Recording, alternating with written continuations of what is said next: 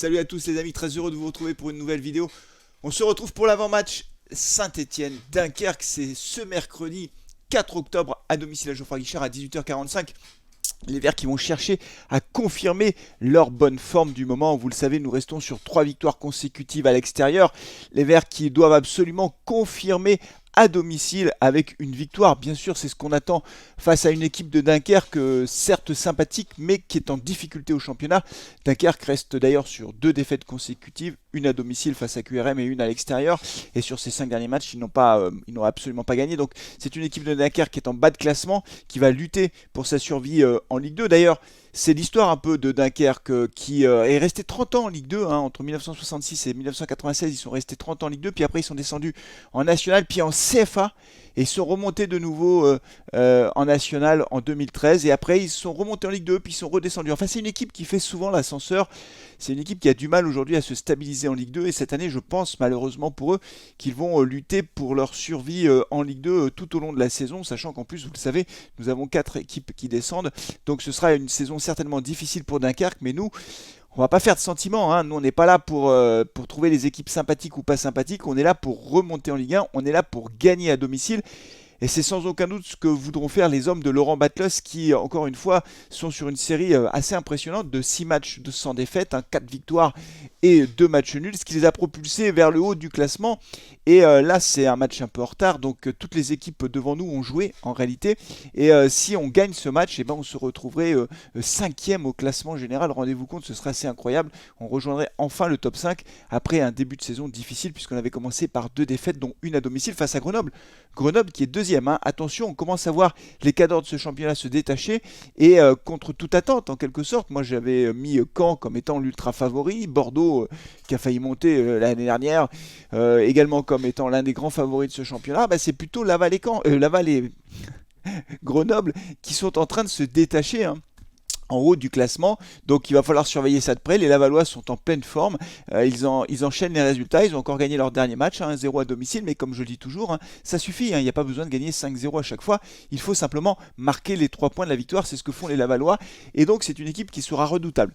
Pour Saint-Étienne, on est vraiment dans une phase ascendante et il faudra confirmer à domicile, malgré le fait, et vous êtes très nombreux à le dire sur les réseaux sociaux, dans les commentaires de mes débriefs et dans les avant-matchs, que sur le plan footballistique, on n'est pas extrêmement bon. Mais c'est pas grave, franchement, il ne faut pas attacher l'importance à ça. Du moment que les résultats sont là, il faut savoir profiter de cette bonne enchaînement de résultats, parce que ça fait tellement longtemps qu'on n'a pas été dans cette configuration. On a une équipe aujourd'hui qui est beaucoup plus solide, certes pas flamboyante, mais beaucoup plus solide. Et d'ailleurs, je vous donne le chiffre qui illustre à lui seul finalement cette excellente tendance. C'est la défense. Nous avons pris 6 buts depuis le début du championnat. Nous avons pris sur 8 matchs. Ça veut dire que nous en prenons moins de 1 par match. Et nous sommes, et ça c'est un chiffre encore plus impressionnant, la 3e défense du championnat. Il y a Laval qui a pris 5 buts, il y a Grenoble qui a pris 2 buts. Eux, c'est vraiment imprenable. Et nous qui en avons pris 6. Vous le savez, je vous l'ai dit en début de championnat, on ne peut pas espérer monter en Ligue 1 si on prend 40 à 50 buts par saison. Ce n'est pas possible parce qu'on ne peut pas prendre 2 buts par match et en marquer 3 par match. Ça n'existe pas.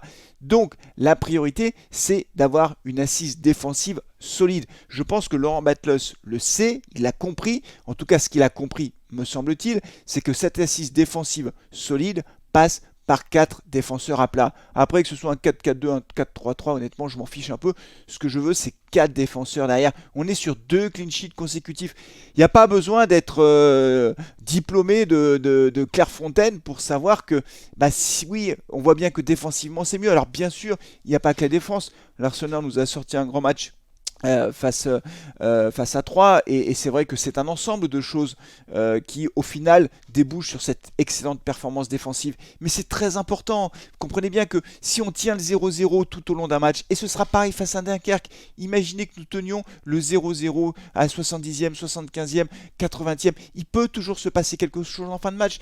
Et ça aussi, c'est l'élément qui a changé. C'est que l'équipe aujourd'hui, comme elle est dans une bonne dynamique, qu'elle prend confiance, et elle pousse jusqu'à la fin. Moi, je vous garantis que l'AS Saint-Étienne du début de saison dernière, ou même l'AS Saint-Étienne de ce début de saison, le match Là, le dernier match à 3, on termine sur un 0-0. Hein. C'est-à-dire que dans les dernières minutes, on fait tourner derrière pour pas prendre un but en se disant on fait 0-0, c'est pas si mal. Là, les gars, ils y vont et on a poussé. Et le dernier centre de Cafaro, la tête de Mouefek, elle illustre cet état d'esprit qui est de vouloir gagner les matchs jusqu'à la dernière seconde. Mais moi, ça suffit à mon bonheur. Hein. Franchement, ça me suffit. L'essentiel, c'est qu'on gagne, qu'on engrange les points. Et là, si on bat Dunkerque, évidemment, on va vraiment encore faire un saut au classement. On va se rapprocher des 3 premiers. Et c'est vraiment excellent. Voilà, donc moi, je suis assez optimiste en réalité pour ce match. Normalement, on devrait s'imposer à domicile, même si, vous le savez, le foot, c'est pas une science exacte. Hein, il y a plein d'exemples. Et encore, en Ligue 1, on a eu Clermont Foot qui recevait le PSG, Clermont Foot qui est au fond du classement, et Clermont Foot qui finalement tient le match nul à domicile face à Paris Saint-Germain, alors que personne ne les voyait tenir ce match nul. Donc vous voyez, le foot c'est toujours aléatoire, il peut toujours se passer plein de choses. Donc ce match face à Dunkerque, il n'est pas gagné encore d'avance, hein, loin de là. Mais normalement, si on arrive à maintenir nos performances d'un point de vue footballistique et défensif, normalement ça devrait passer. S'il vous plaît, travaillez juste les coups de pied arrêtés. Arrêtez de demander à Cafaro de les tirer. Stop, on arrête avec Cafaro, quelqu'un d'autre tire les corners, parce que ça c'est vraiment le point qui m'agace.